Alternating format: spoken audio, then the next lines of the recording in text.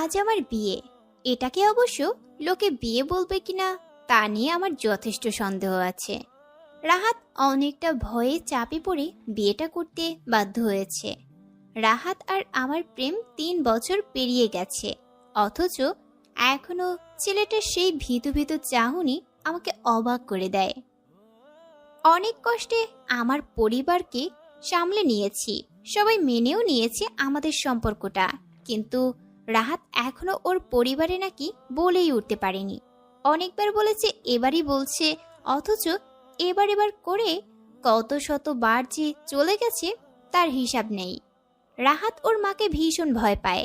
মায়ের সামনে গেলে ওর পা কাঁপে, গা ঘামতে শুরু করে, গোছানোর সব কথা এলোমেলো হয়ে যায়। এসব কথা বুক ফুলিয়ে বেশ কয়েকবার আমাকে বলেছে। ওর পরিবারের সবাই নাকি ওর মাকে খুব ভয় পায়। আমি ভেবেই পাই না কেন মা আবার ভয়ের সম্পর্ক হলো নাকি। বাবা হলে তাও মেনে নেওয়া যেত। রাহাত আর আমি পাশাপাশি বসে আছি, দুজনেই চুপচাপ। আমি শুরু করলাম, রাহাত চলো আমরা ব্রেকআপ করে নিই, এই সম্পর্কটা রাখার কোনো মানেই নেই। কি বলছো এসব তুমি? আমি তোমাকে ভালোবাসি। তাহলে চলো বিয়ে করে নেই, বউ শাশুড়ির যুদ্ধটা জমে যাবে। আমি যেদিন থেকে শুনেছি তোমার মাকে তোমরা ভীষণ ভয় পাও, সেদিন থেকেই ভাবছি কবে তোমাকে বিয়ে করব। মা জানতে পারলে বাড়ি ছাড়া করবে। ঠিক আছে রাহাত বাবু, তুমি মাকে নিয়ে থাকো, আমি বাবাকে ফোন দেই। বাবাকে কেন? বারে, তুমি তো আর আমাকে বিয়ে করছো না, তাই বাবাকে বলি তার বন্ধুর ছেলের সাথেই বিয়েটা পাকাপাকি করুক। তোমার অপেক্ষায় তো আর বুড়ি হব না। এসব কি বলো তুমি? তুমি তো আমাকে ভালোবাসো। বাসতাম, তুমি লক্ষ্মী ছেলের মতো মায়ের কোলে ফিরে যাও। আর হ্যাঁ, 1 সপ্তাহের মধ্যে আমার বিয়ে গিফট পাঠাই দিও কিন্তু। না, তুমি অন্য কাউকে বিয়ে করবে না। তাহলে চলো বিয়ে করি। অনেকটা বাধ্য হয়েই আমাকে বিয়ে করলো রাহাত। রাহাত জানে আমি ভীষণ জেদি, আর বাবার বন্ধুর ছেলের কথা যে মিথ্যা নয় তাও সে ভালো করেই জানে। এটা করা ছাড়া ভীতু বাবুটার কাছে আর কোনো উপায় ছিল না। বিয়েটা শেষ করে রাহাত শুকনো মুখে বলল, চলো তোমায় বাসায় নামিয়ে দেই। কি বলছো তুমি? আমি বাবার বাসায় যাব কেন? বিয়ের পর কেউ বাপের কাছে থাকে বুঝি? এটা তো নিয়ম, তাও জানো না বুঝি? মাথাটা খারাপ হয়ে গেছে তোমার? আমার সাথে যাবে? হ্যাঁ, খারাপ হয়ে গেছে। হয় নিয়ে যাবে, নয় 3 তালাক দিবে। তাড়াতাড়ি ঠিক করো। উফ, এই হয়েছে এক জ্বালা। এমন জেদি মেয়ের সাথে পেরে ওঠা যাতা কথা না। ছোট্ট বাচ্চাদের মতো করে সব সময় একটু বোঝার চেষ্টা করে না? কি যে বিপদে পড়েছি আল্লাহ পাক ভালো জানে। খুব ধীরে ধীরে বলল রাহাত।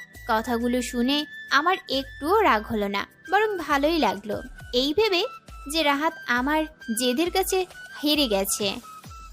রাগে রাহাত কিছু না বলে বাইকে গিয়ে উঠল। আমিও লক্ষ্মী বউয়ের মতো ওকে অনুসরণ করলাম। হাজারো স্বপ্নের জাল বুনতে বুনতে শ্বশুর বাড়ির দিকে রওনা দিলাম।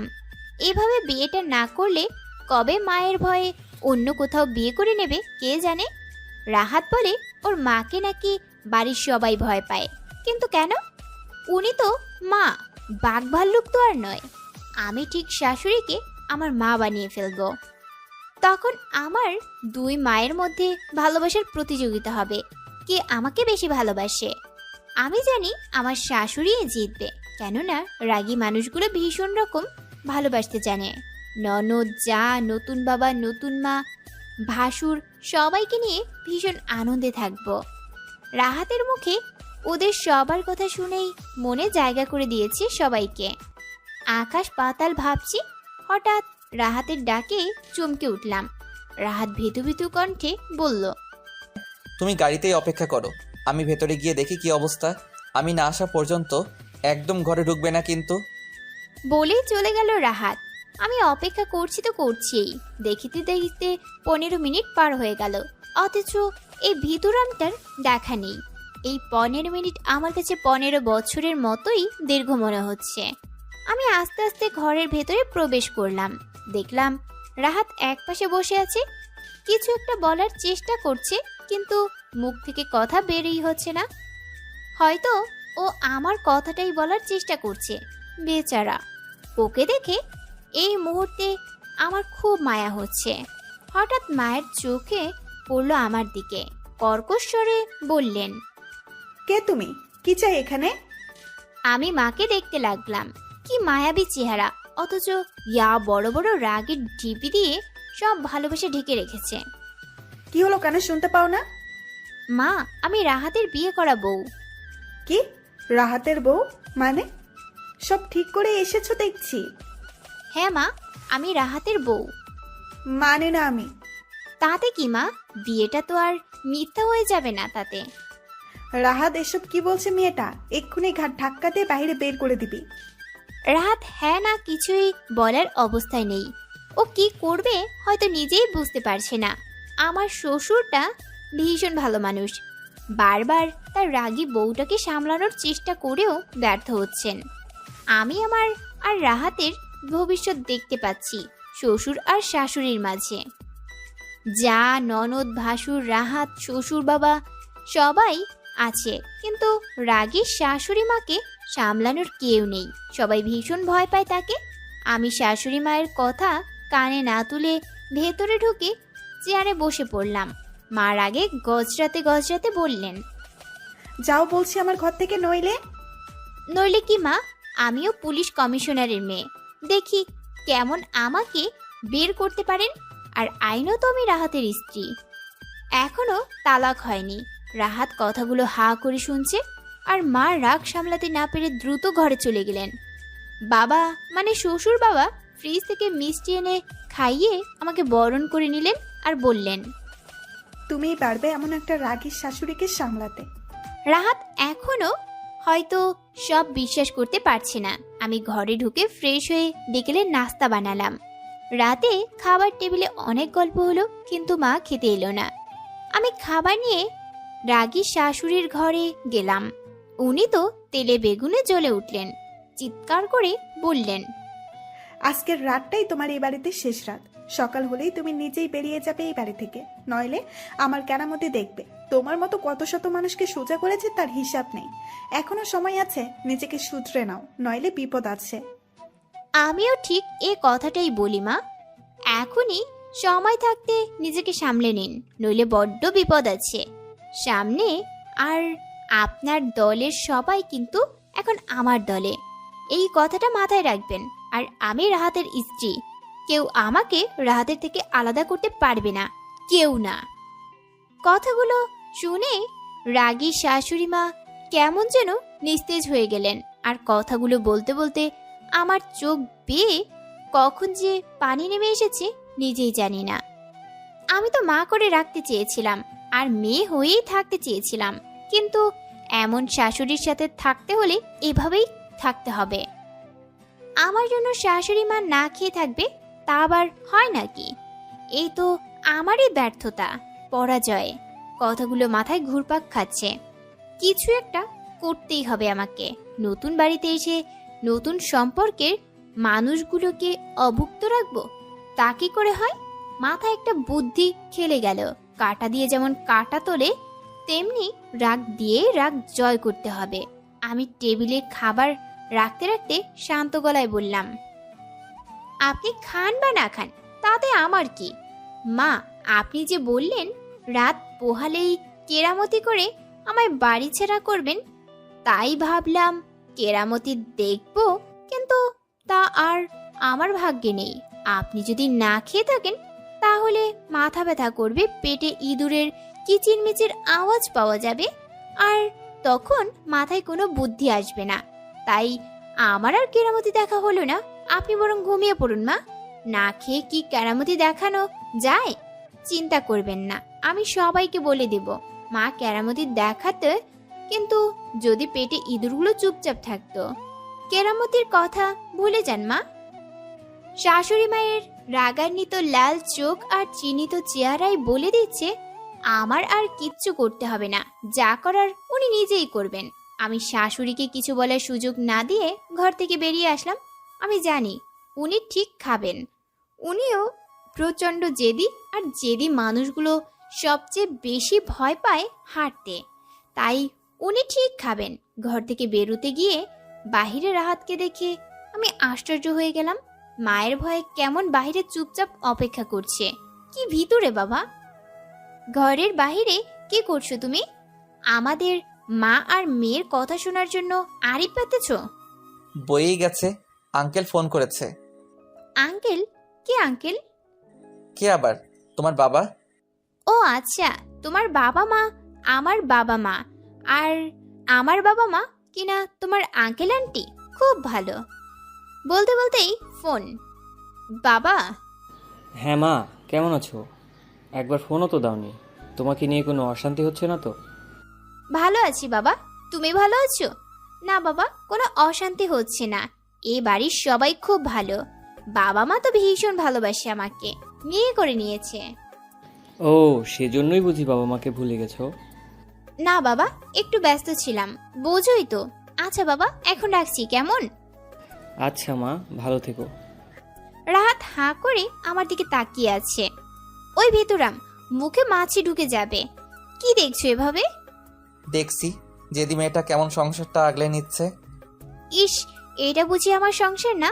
আর ওরা সবাই আমার খুব আপন। তুমি তো জানো আমি এমনই স্বপ্ন দেখতাম, আমি কখনোই একাকী থাকবো না। একাকী তো আমায় ছুতে পারবে না। তুমি পারবে তো?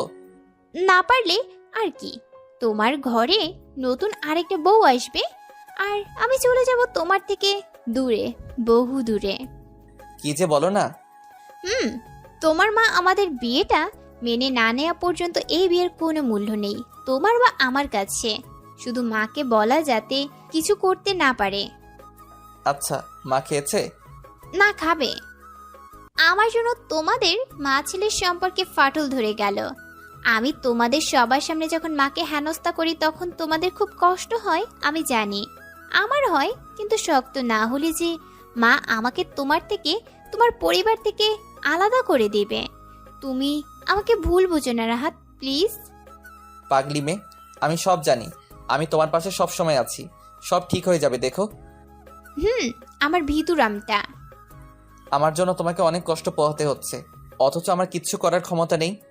বলতে গিয়ে রাহাতের চোখ ছলছলিয়ে উঠল। একদমই না, ভালোবাসায় কষ্ট না থাকলে প্রাপ্তির মূল্য থাকে না, আর কেউ মনেও রাখে না, বুঝেছেন মিস্টার ভিতর টিম? আমি একটু বাবার কাছে যাই, কিছুক্ষণ গল্প করে আসি বলেই বাবার ঘরের দিকে রওনা দিলাম। রাহাতের কিছু বলতে গিয়ে থেমে যাওয়াটা চোখ এড়োলো না। বাবা, আসবো? আয় মা। বাবা কি করছেন? কিছু না রে মা, একটু বই পড়ছি। তুই ঘুমাস নি যে? এমনি বাবা, একটা প্রশ্ন করব?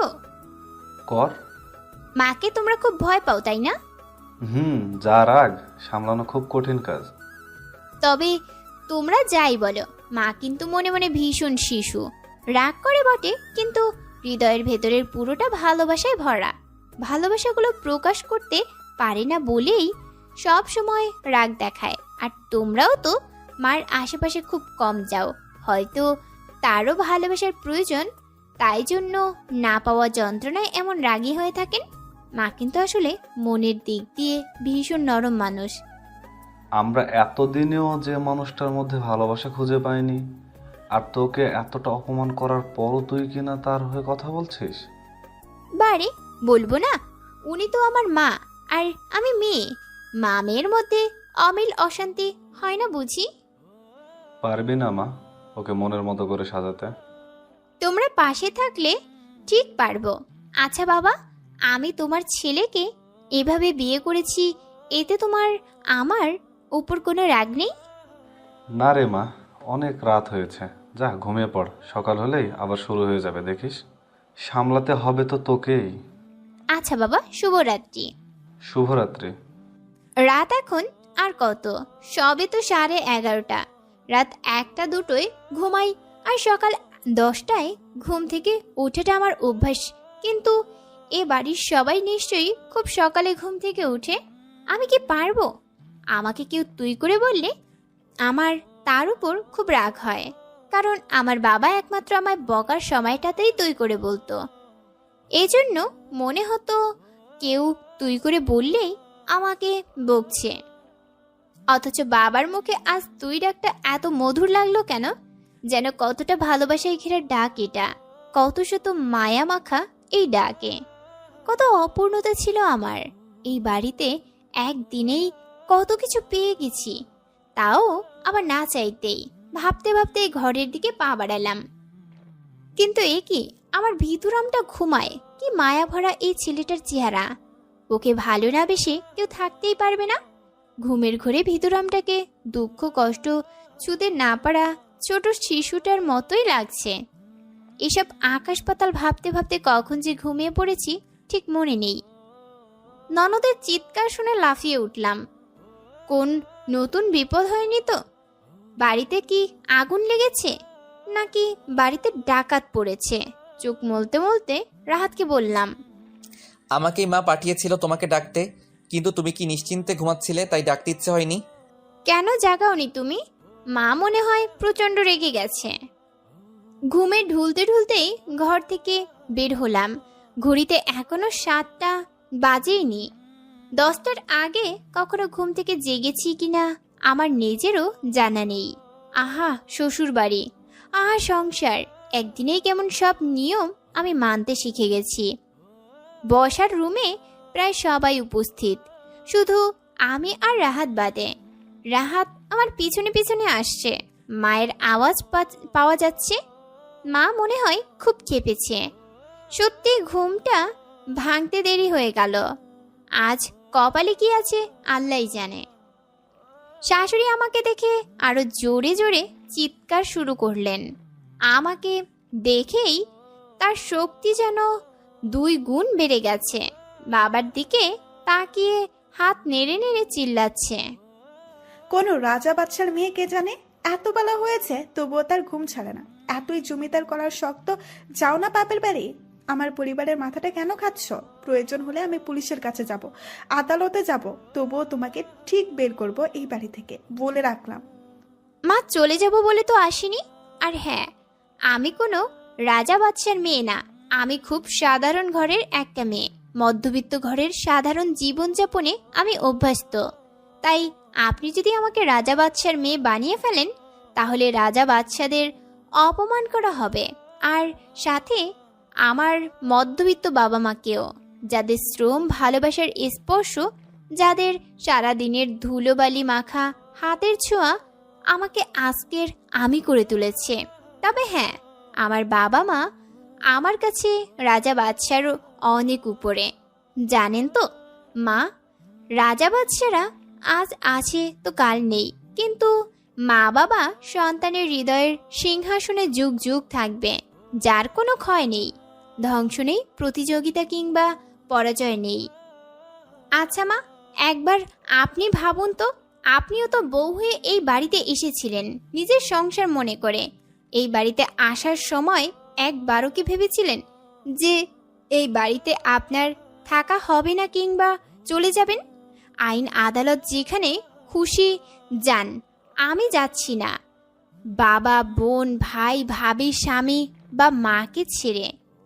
আপনি আমাকে নিজ থেকে একদিন মেনে নেবেন, আমিও বলে রাখলাম। দেখেছো রাহাতের বাবা কেমন মুখে মুখে কথা বলে? ভদ্রতা, সভ্যতা, বড়দের সম্মান করা কিছুই শেখায়নি বাবা মা। আস্তে আস্তে শিখে নেব। বাবা মাকে থামানোর বৃথা চেষ্টা করছে। বাবা নিজেও জানেন তিনি পারবেন না। আমি ছোটবেলা থেকে শুধু বাবা আর মাকে দেখে বড় হয়েছি। আমার কোনো ভাই বোনও নেই, আমি একা। মায়ের আদরের, বাবার ভালোবাসার কোনোটাই কম পাইনি। কিন্তু তবুও আমার মনে হতো, আমার কেন ভাই বোন নেই, কেন ভাই নেই, কেন বোন নেই, কেন ভাবি নেই, দাদা দাদি, চাচা চাচি অথবা ভাই বোনদের হইচই কেন নেই? বাবা মাকে প্রশ্ন করতাম, কেন আমি একা? কোনো উত্তর নেই তাদের কাছে। আমিও জানি। তারপর রাহাতকে পেয়ে রাহাতের মুখে তোমাদের সবার কথা শুনে আমি অপূর্ণতাকে পূর্ণতার রূপ দিতে চেয়েছি। এ কি আমার অপরাধ মা? বলেই আমি কাউকে কিছু না বলে ঘরে চলে গেলাম। কথাগুলো বলতে আমার খুব কষ্ট হচ্ছিল। হাউমাউ করে কাঁদতে ইচ্ছে করছিল, সবাইকে জড়িয়ে বলতে ইচ্ছে করছিল, আমি তোমাদের ছেড়ে যেতে চাই না, খুব ভালোবাসি তোমাদের। ভালোবাসা হতে কতটা সময় লাগে, কতদিন লাগে, কতটা আবেগ মায়া লাগে আমি জানি না, কিন্তু তোমাদের সবাইকে ছাড়া আমি ভীষণ একা হয়ে যাব, ভীষণ অসহায় হয়ে যাব। তোমাদের ঘিরে মনের ঘরে একটা সংসার গড়েছি আমি, গড়েছি একটা ভালোবাসার ঘর। এটাকে ভালোবাসা বলে না আবেগ আমি হয়তো ব্যাখ্যা দিতে পারবো না, কিন্তু এরা যে আমার মনের ভেতরের ঘরে আছে এ কথাটা শুধুই মন জানে। কাউকে দেখানোর ক্ষমতা এই আমার যে নেই। কেন শাশুড়ি পারছে না আমাকে মেয়ে করে নিতে, কেন পারছে না আমার মা হতে? আমি জানি আমি মুখে মুখে কথা বলে ভুল করেছি। আমার মা বাবা সারা জীবন শিখিয়েছে কিভাবে বড়দের সম্মান আর শ্রদ্ধা করতে হয়, পৃথিবীর সব মাকে কিভাবে নিজের মা করে নিতে হয়, অথচ আজ নিজের প্রয়োজনেই আমাকে অভদ্রতার শেষ সীমানায় পৌঁছে যেতে হচ্ছে। এছাড়া যে আমার আর কোনো উপায় নেই। বৃদ্ধাশ্রমে বয়স্ক মা বাবাকে দেখিয়ে বাবা কেঁদেছিলেন, বলেছিলেন, জানো মা, বউ পেয়ে কোনো কোনো সন্তান এই মাকে, এই বাবাকে কারাগারে পাঠিয়ে দিয়েছে। সেদিন আমি শপথ নিয়েছি, যত কিছুই হোক শ্বশুর শাশুড়িকে এতটুকু কষ্ট পেতে দেব না কোনো দিন।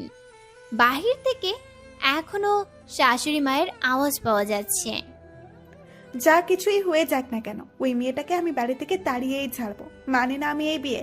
আমার রাহাতকে ভোলা ভালা পেয়ে মাথাটা চিবিয়ে খেয়েছে, ওকে আমি এই বাড়িতে কিছুতেই থাকতে দেব না।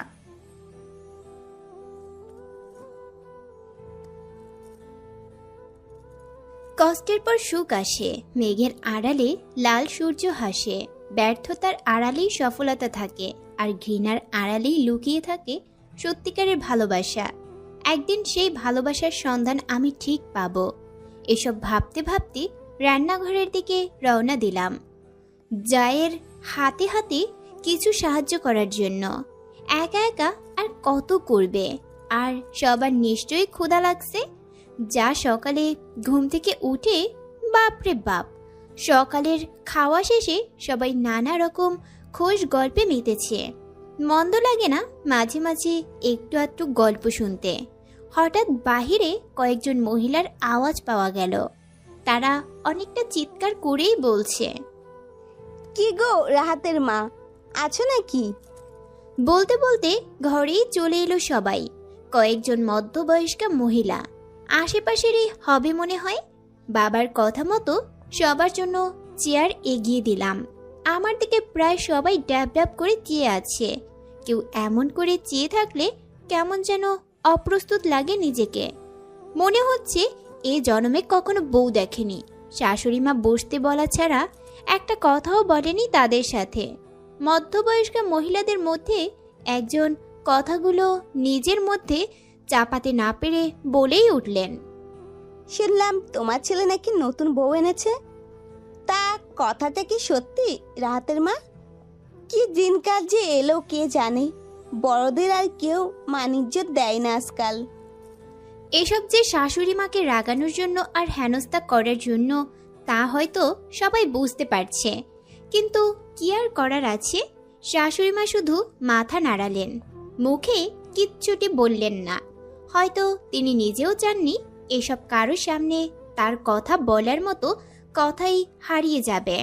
শাশুড়ি মাকে দেখে খুব খারাপ লাগছে। নিজের মধ্যে অপরাধবোধ প্রবলভাবে জেগে উঠছে, কিন্তু আবার মনের মধ্যে কোথাও যেন কেউ বলছে, এটা তোমার অধিকার, তোমরা দুজন দুজনকে ভালোবাসো, এতে কোনো অপরাধ নেই, নেই কোনো ভুল কিংবা পাপ। অন্য একজন সুরে সুর মিলিয়ে বললেন, তা শুনলাম নাকি মেয়েটা নিজে থেকে এসেছে এখানে। রাহাতের চেহারা কি ভোলা ভালা, ও যে এত বড় একটা কাজ করবে ভাবতেই পারিনি আমরা। আর মেয়েটার বাবা মাই বা কেমন, মেয়েটাকে একা ছেড়ে দিল।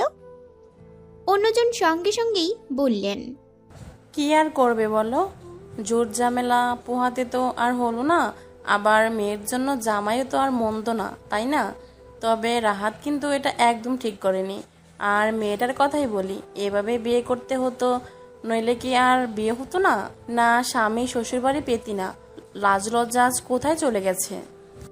কথাগুলো আমার বুকের ভেতর কাটার মতো বেঁধে যাচ্ছিল। মানুষ এভাবে কথা বলতে পারে আমি ভাবতেও পারি না। আমার জন্য আমার বাবা মায়ের নামে অচেনা অচেনা লোকজন খারাপ কথা বলছে ভেবেই বুকের ভেতর দুমড়ে মুচড়ে শেষ হয়ে যেতে লাগলো। সত্যি আমি আমার বাবা মাকে অসম্মানের রাস্তায় এনে দাঁড় করিয়েছি। সব দোষ আমার। আমার চিৎকার করে বলতে ইচ্ছে করছিল, তোমরা থামো এবার। যা বলার হয় আমাকে বলো, কিন্তু আমার বাবা মায়ের নামে কেউ খারাপ কথা বলো না। ওরা আমার জীবন, আমার পৃথিবী, আমার সমস্ত সংসার। আমার আর এইসব কথা দাঁড়িয়ে দাঁড়িয়ে শুনতে ইচ্ছা করছে না। নিজের ঘরের দিকে পা বাড়ালাম, কিন্তু রাহাত ওর হাত দিয়ে আমাকে আটকে দিল।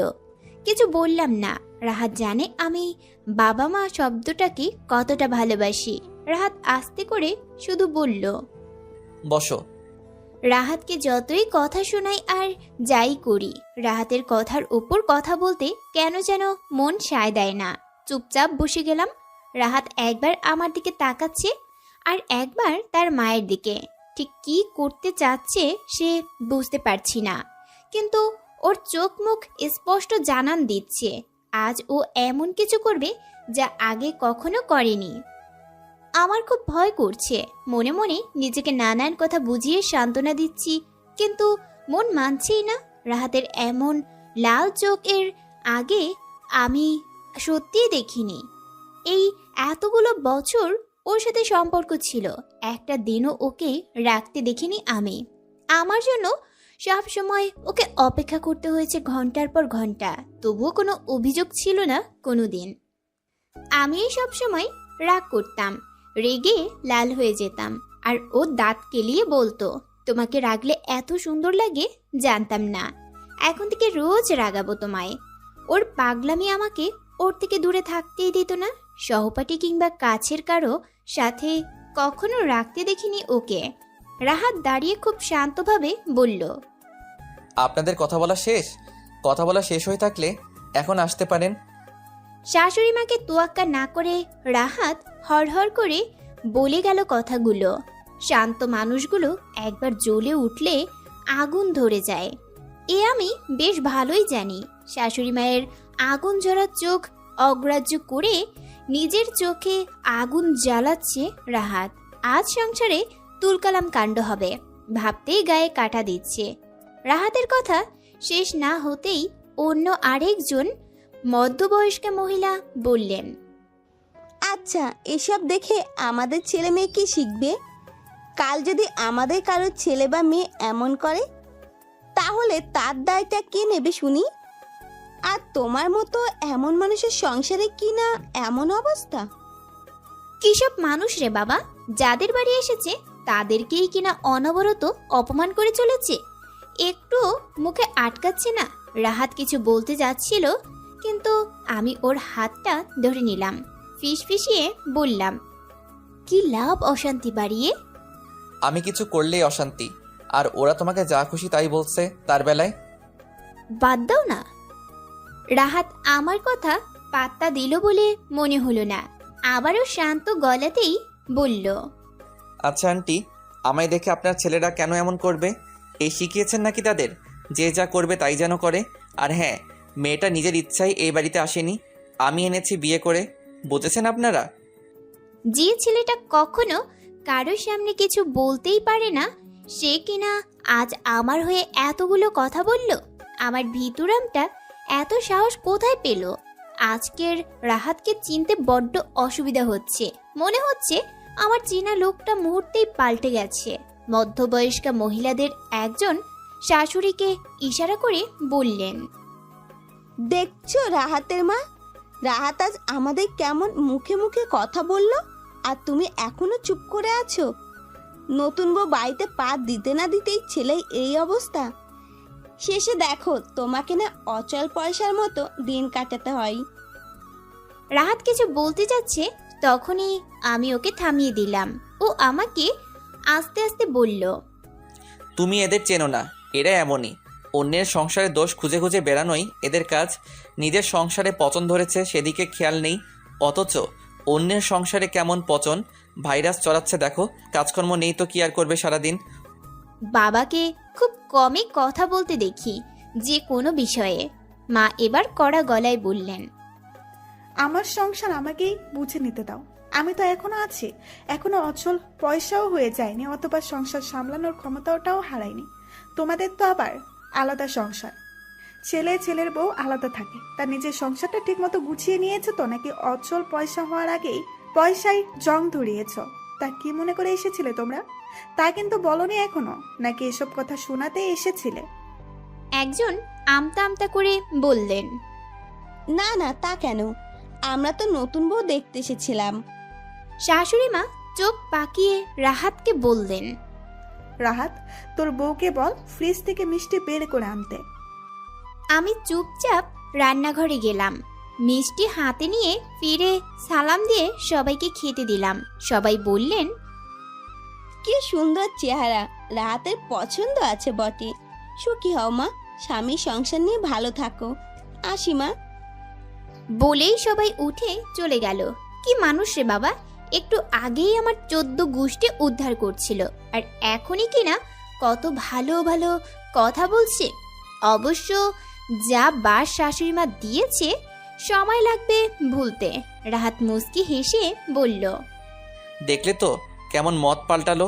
এসব পাবলিক এমনই, এদের নিয়ে বেশি চাপ নিতে নেই। বাবা মুস্কি হেসে মাকে বললেন, এবার কিন্তু একটা কাজের কাজ করেছ। উফ, কিভাবে আমাদের সামনে আমাদেরই সম্মান কেড়ে নিচ্ছিল। তোমার ছেলের সম্মানের কি রেখেছে? আজ কিনা ওর জন্য মানুষ বাড়ি বয়ে এসে কথা শুনিয়ে যায়। কাজ নেই তাই অন্যের দোষ খোঁজাটা নেশা, কি আর করবে। তুমি চুপ করো, খুব মুখে মুখে কথা বলতে শিখে গেছো তাই না? কে শিখাচ্ছে এসব আজকাল? নতুন বউ? তা তোমরা কি সত্যি সত্যি আমাকে অচল পয়সা ভাবতে শুরু করেছো নাকি? কি যে বলো তুমি রাহাতের মা, এটা তো তোমারই সংসার, তুমিই সবকিছু। একদম আমাকে বোকা বানানোর চেষ্টা করবে না। নতুন বইয়ের বাবা, আমি সব বুঝি। ওই মেয়েটা এই বাড়ি থেকে না যাওয়া পর্যন্ত আমি তোমাদের থেকে আলাদা হয়েই থাকবো, আর ততদিন পর্যন্ত আমাদের মধ্যে কোনো সম্পর্ক নেই। বলেই দ্রুত চলে গেলেন শাশুড়ি মা। আমার জন্যই এই সংসারে এত অশান্তি। মা আর বাবার মধ্যে এরকম ভুল বোঝাবুঝি, আর রাহাতও সবার চোখে কেমন ছোট হয়ে যাচ্ছে। তাহলে কি আমার এ বাড়ি থেকে সত্যিই চলে যাওয়া উচিত? সবার সুন্দর স্বপ্নগুলো দেখতে নেই, কারো কারো সেই স্বপ্ন দেখাটাই অপরাধ। কি করব এবার আমি? চলে যাব রাহাতকে ছেড়ে, আমার স্বপ্নের এই মানুষগুলোকে ছেড়ে, রাগী মা আর শান্ত বাবাকে ছেড়ে? ভাবতেও কষ্ট হয়। ভালোবাসা কেন এমন হয়? কষ্ট, যন্ত্রণা, বেদনার আঘাতে ক্ষত বিক্ষত করে দেয় মানুষকে। আমি ঘরে গিয়ে রাহাতকে প্রশ্ন করলাম, আচ্ছা রাহাত, আমি চলে গেলেই তোমরা আবার আগের মতো ভালো থাকবে তাই না? মাত্র 2 দিন আমি এসেছি, অথচ দেখো অশান্তি, কলহ আমার পিছুই ছাড়ছে না। আমি চলে গেলেই সব ঠিক হয়ে যাবে তাই না? তোর পাগলি, কি যে বলো। সমস্যা থেকে পালালেই কি সমস্যা দূর করা যায়? সমস্যার সাথে মোকাবেলা করতে হয়। সব ঠিক হয়ে যাবে, ধৈর্য ধরো। আর হ্যাঁ, তোমার ছোট ননদটার বিয়ে কিন্তু প্রায় পাকা, সবটা কিন্তু তোমাকেই সামলাতে হবে দক্ষ হাতে। আমি এসব পারি নাকি? কেন পারবে না, ভাবি বলে কথা।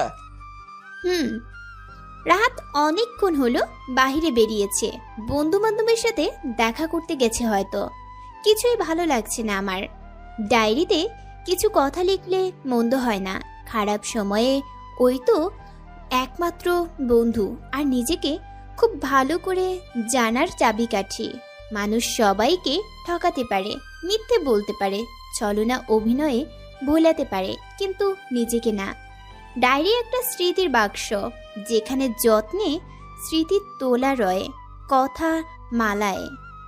পরম বন্ধুর মতোই দুঃখ, না পাওয়া যন্ত্রণার কথার ঠাঁই দেয় নিজের বুকে।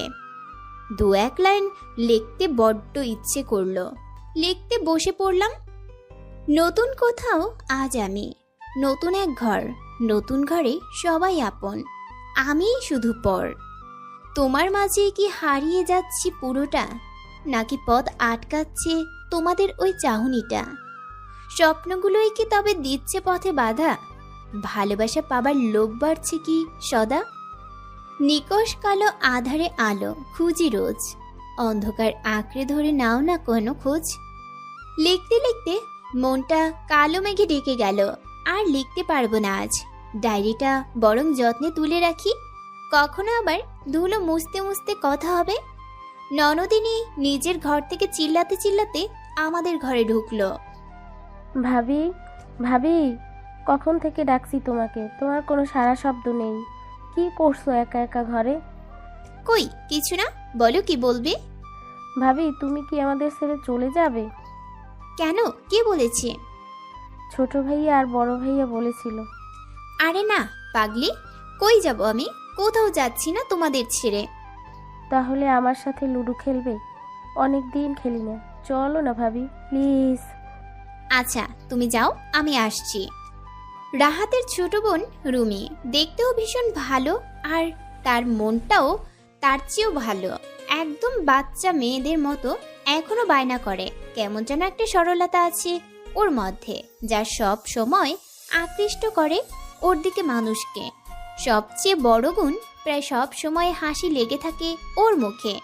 মানুষকে খুব সহজেই আপন করে নিতে পারে মেয়েটা। ওর কথা ভাবতে ভাবতেই ওর ঘরে গেলাম। ও তো লুডো নিয়ে বসে গেছে একদম। কি খেলবে? ভাবি নাও, আমরা সাপ খেলি, খুব মজা হবে, সাপের সবুল আর খেলা। আচ্ছা বের করো। একটা কথা আছে না, অভাগী যেদিকে যায় সাগর শুকিয়ে যায়। আমার হয়েছে সেই দশা। আমারও কিছুর প্রয়োজন পড়ে না, আর সেটারও আকাল পড়ে না।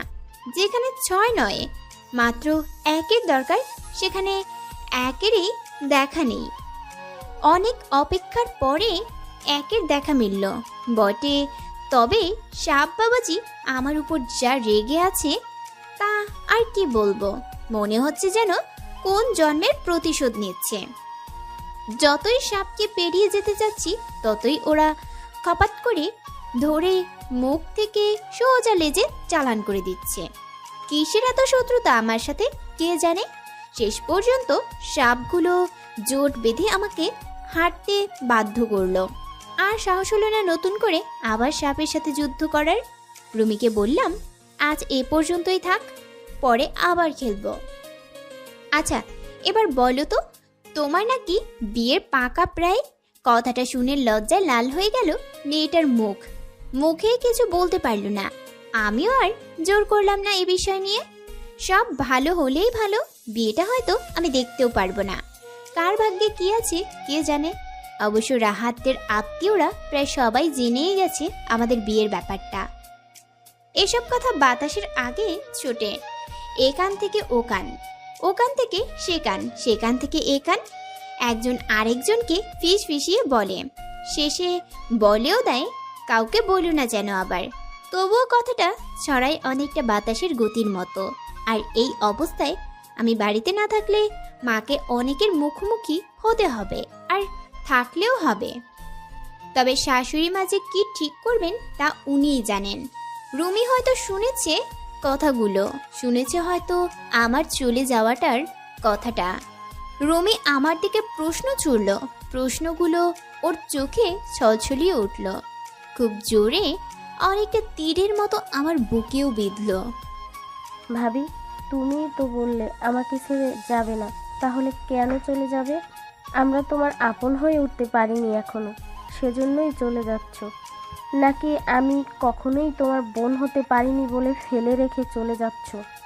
অবশ্য আমি তো তোমার আপন বোন নই, হলে হয়তো এভাবে ছেড়ে যাওয়ার কথা কখনোই ভাবতে না। কি বলবো এই মেয়েটাকে, কি বা উত্তর দেব প্রশ্নের? সত্যি জানি না আমি। এই প্রশ্নগুলোর উত্তর সত্যি আছে কি আমার কাছে? চুপচাপ ওর অভিমান আর আমার অক্ষমতা মিশে যাওয়া দেখা ছাড়া আর কিছুই করার নেই আমার কাছে। রাতে রাহাতকে হাসি মুখে বললাম, তুমি বরং মা যা বলল তাই করো। আর কত কষ্ট পাবে মা আমার জন্য বলো? আর আমারও ভালো লাগছে না আর অপমান ঘৃণা নিয়ে সংসার সাজাতে। আমি জানি বিয়ে মানে মানিয়ে নিয়ে চলা, কিন্তু তাই বলে নিজের আত্মসম্মান বিসর্জন দেয়া নিশ্চয়ই নয়। যে যখন যেভাবে পারছে আমাদের এই বিয়েটা নিয়ে কথা বলে যাচ্ছে, আমারও যে খারাপ লাগতে পারে আর আমিও যে মানুষ সেই কথাটা কেউ মাথায় রেখেছে? আমি সত্যি স্বামী শ্বশুর পেতাম কিনা জানি না, হয়তো পেতাম না, তাই তোমাদের ঘাড়ে ঝুলে পড়েছি। কিন্তু বিশ্বাস করো রাহাত, আমার বাবা মা কিন্তু দায় থেকে মুক্ত পাবার কথা একটুও ভাবেনি। কথাগুলো শুনে রাহাত হয়তো কোনো উত্তর খুঁজে পেল না, তাই মাথা নিচু করে চুপ করে রইল। কথাগুলো বলতে আমার খুব কষ্ট হচ্ছিল। রাহাত হয়তো বুঝতেও পারছে। পারলে ভালো করে ছেলেটার খোঁজ খবর নাও, হুটহাট করে কিছু করে বসো না। আমি না হয় চলেই যাব সকাল হলে। রাহাত কেমন যেন চুপচাপ, একটা কথাও বলল না। অবশ্য কি বা বলবে? আমি তো জানি ভিতুরামটা আমাকে ভীষণ ভালোবাসে, হয়তো আমার চেয়েও বেশি, হয়তো তার চেয়েও বেশি। কিন্তু ভালোবাসার জন্য মাকে কষ্ট দেওয়াটা একদম ঠিক নয়। রাহাত না হয় তাই করুক যা উচিত। রাতে প্রস্তুতি নিয়ে রাখলাম চলে যাবার। সাথে তো আর খুব বেশি কিছু আনিনি, মাত্র কয়েকটা জিনিস। রাহাতের সাথে একটা কথাও হয়নি আর। যে যার মতো খেয়ে নিয়েছে, শাশুড়ি মাও খেয়েছে। রাহাত এসে শুয়ে পড়েছে হয়তো, ওর চোখের ঘুমগুলো বহুদূরে হারিয়ে গেছে। আমিও তো জেগে আছি, ও কি তা জানে? এই সময় ভীষণ একাকী লাগছে আমাকে। হেরে গেছি আমি। চাপা কান্না কুড়ে কুড়ে খাচ্ছে আমাকে। বুকের ভেতরটা দুমড়ে মুচড়ে শেষ হয়ে যেতে চাচ্ছে। আমার ভাগ্য এতটা খারাপ, ভাবতে ভাবতে কখন যে ঘুমিয়ে পড়েছি নিজেও জানি না। সকালবেলা রাহাতের ডাকে ঘুম ভাঙল। এই ওঠো, চলো। চোখ মলতে মলতে বললাম, যাবো তো রাহাত, সব গোছানোই আছে। এত তাড়া কেন তোমার? তোমার কি মনে হয় আমি চাই তুমি চলে যাও? আরে ডুমি, বিয়ে শেষ না হওয়া পর্যন্ত মা তোমাকে থাকতে বলেছে। কেন? রুমি নাকি মাকে বলেছে তুমি না থাকলে বিয়েই করবে না। ও, আর বিয়ের তারিখও ঠিক, পরশু বিয়ে। মা আর বাবা খোঁজ খবর নিয়ে এসেছে, সবকিছু ঠিকঠাক। আর বিয়ের তারিখটাও ঠিক, কবে? পরশু। আচ্ছা রাহাত, তোমার কি মনে হয় না সবকিছু একটু তাড়াতাড়িই করা হচ্ছে? আমার কাছে একদম ভালো লাগছে না। ধীরে সুস্থে বুঝে শুনে এগোলে কি এমন সমস্যা আমি তো বুঝতেই পারছি না। হ্যাঁ, কিন্তু মা। মা না হয় এখনকার পরিস্থিতি সম্পর্কে খুব কম জানে, কিন্তু তুমি তো জানো এখন মানুষকে বিশ্বাস করা কত কঠিন। আর সেখানে তোমার বোনের জীবনের প্রশ্ন। তোমার কি আর একটু বেশি ভাবা উচিত নয় বলো? হ্যাঁ, তুমি ঠিকই বলেছো, কিন্তু আমি কি করব? মা বাবা তো তারিখ ঠিক করে এসেছে। আচ্ছা রাহাত, এমন তো হতে পারে ওদের ফ্যামিলি আমাদের থেকে কিছু লুকানোর জন্য এত তাড়াতাড়ি করছে, যাতে আমরা কিছু টের পাওয়ার আগেই সব হয়ে যায়। আচ্ছা, তুমি যাও, ফ্রেশ হয়ে খেয়ে নাও। কয়টা বাজে খেয়াল আছে? কয়টা বাজে? 9টা বেজে 55 মিনিট। অবশ্য এখনো 10টা বাজেনি। কি বলো? 10টা বাজে অথচ মায়ের চিৎকার নাই? আমি কি স্বপ্ন দেখছি? না ম্যাম, আপনি জেগে আছেন। মা ছিল না, বেরিয়েছিল। তাই বলো? এত তাড়াহুড়ো করে রুমের বিয়েটা হচ্ছে, আমি ঠিক মেনে নিতে পারছি না। আমার কেমন যেন লাগছে, মনটা ঠিক সায় দিচ্ছে না। শাশুড়ি মাকে বলতেও পারবো না, বললেই আবার ভাববে আমি রুমির খারাপ চাই। খাওয়া দাওয়া সেরে জায়ের সাথে রুমির বিষয়টা নিয়ে কথা বলবো ভেবে বসার রুমে দুজন বসে পড়লাম। আচ্ছা ভাবি, রুমির বিয়েটা নিয়ে এত তাড়াহুড়ো করা হচ্ছে, তোমার মন সায় দিচ্ছে? না রে, কিন্তু মা যখন সিদ্ধান্ত নিয়েছে, আর মা তো এটা চাইছিল। কি চাইছিল ভাবি? মা বলে অনার্স শেষ করলে নাকি রুমির যোগ্য পাত্র পাওয়া কঠিন হয়ে যাবে, আর তখন ও তো চাইবে না ওর চেয়ে কম শিক্ষিত ছেলেকে বিয়ে করতে। তাই এবার তো রুমি ফাইনাল ইয়ারে, সেজন্য মা চাইছিল কয়েক মাসের মধ্যেই যেন বিয়েটা হয়। এটা কেমন চিন্তা ভাবি? কি বলবো বল, আর ছেলেটাও নাকি ভালো চাকরি করে, অনার্স কমপ্লিট। ছেলেটার রিলেশন আছে কিনা বা বাড়ির চাপে পড়ে বিয়ে করছে কিনা তাও তো আমাদের জানাটা প্রয়োজন, তাই না? তুই ঠিকই বলেছিস, কিন্তু মা কি শুনবে? আমি কথা বলবো। দেখ বোন, কোনো ঝামেলা করিস না। করব না। দুপুরে রান্না করতে ভাবি রান্নাঘরে ঢুকলো। আমারও সাহায্য করা দরকার, কিন্তু শাশুড়ি মায়ের সাথে কথা বলাটাও দরকার। ভাবিকে বলে শাশুড়ি মায়ের কাছে গেলাম। আজ আমার কপালে কি আছে কে জানে। যাই থাক, কথাটা বলতেই হবে। আমার সন্দেহ হচ্ছে বিষয়টা নিয়ে। আমি শাশুড়ি মায়ের অনুমতি ছাড়াই ঘরে ঢুকলাম। মা, একটা কথা বলার ছিল। তুমি আবার আমার ঘরে? বাইরে শান্তি পাওয়া না আবার ঘরেও জ্বালাতে এসে গেছো? কথায় আছে না, দেখতে না পারলে চলন বাঁকা। আমার হয়েছে সেই দশা। না মা, আমার মনে হচ্ছে ছেলেটা সম্পর্কে আরেকটু খোঁজ নিন। আর যেহেতু বাহিরে চাকরি করে, তাই সেখানে একবার খোঁজ নেওয়াটা দরকার ছিল না মা? এমন তো হতে পারে ওরা কিছু আড়াল করার চেষ্টা। চুপ, একদম চুপ। কি মনে হয় তোমার আমি মানুষ চিনি না? তুমি সব মানুষ চিনে বসে আছো, তাই না? তুমি সব জানতা, সব জানো তুমি, আর আমরা কিচ্ছু জানি না। না মা, তা নয়, একটু দেখে শুনে নিলে ভালো হয় তাই। মনে করো আমি আমার মেয়েকে জলে ফেলে দিচ্ছি, তোমার তাতে কি? তুমি তো 2 দিনের জন্য এসেছো, নিজেকে কি এই বাড়ির কর্ত্রী মনে করছো নাকি?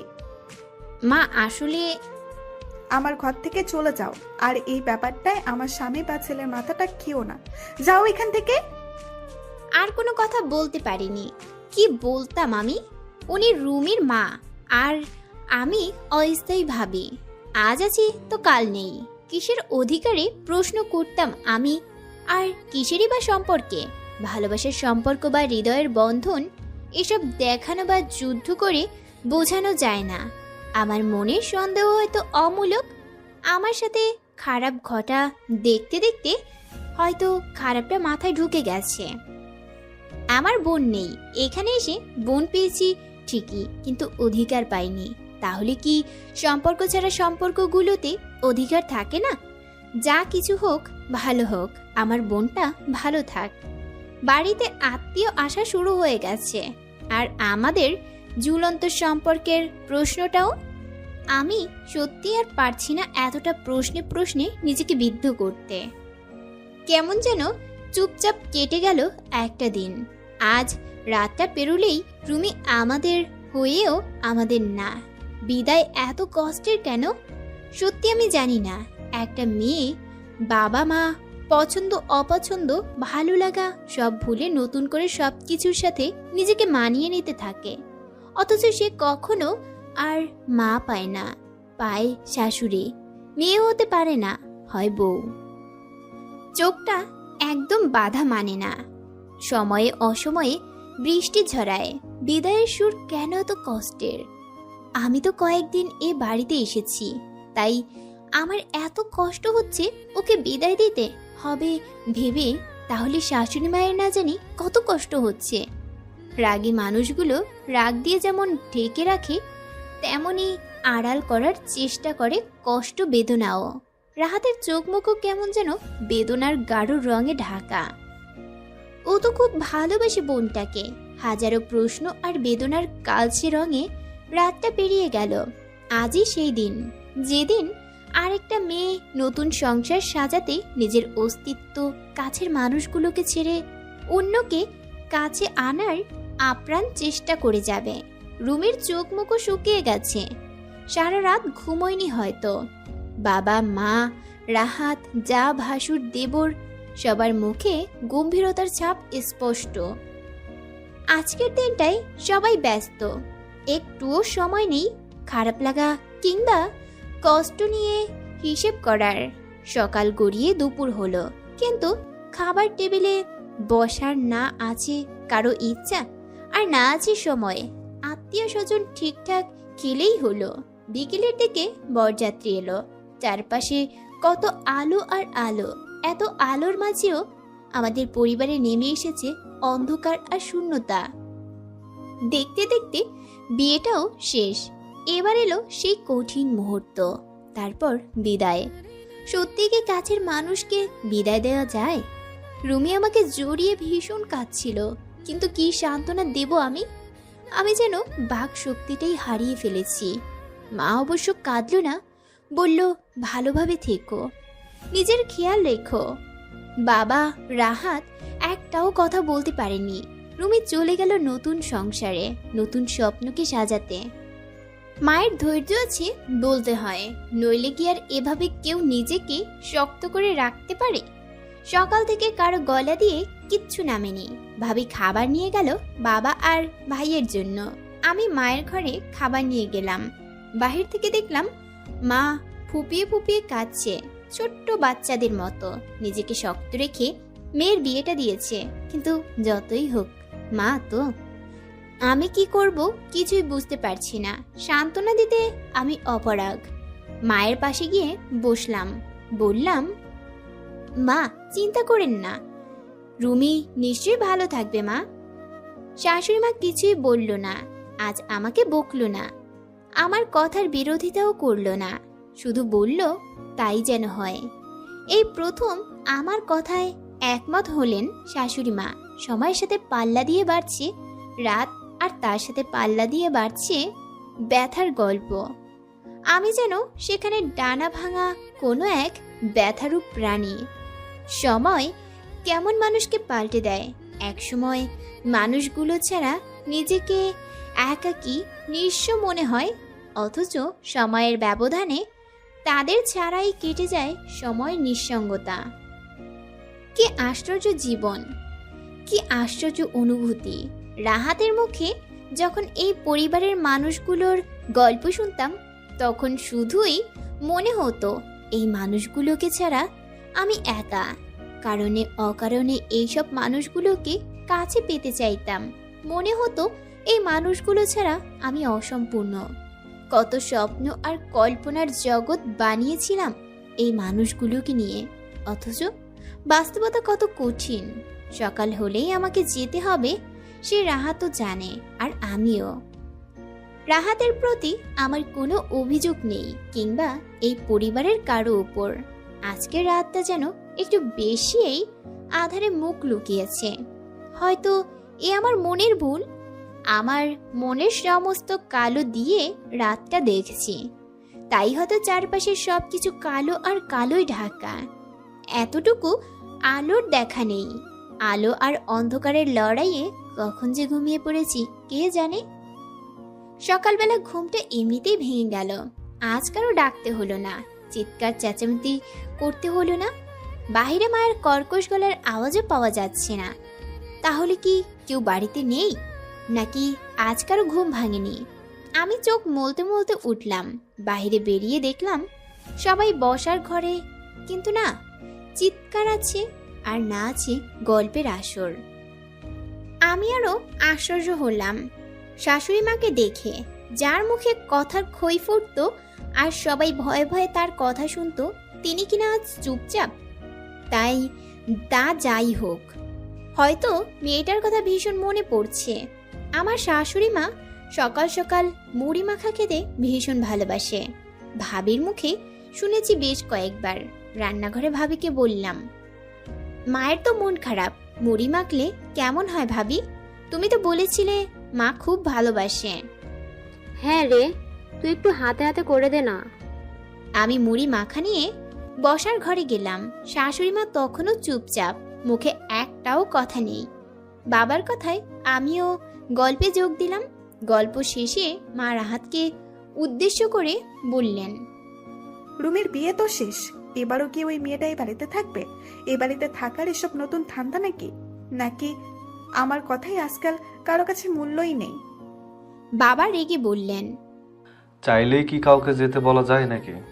ওকে তোমার ছেলে বিয়ে করে নিয়ে এসেছে এখানে, ভুলে গেছো তুমি?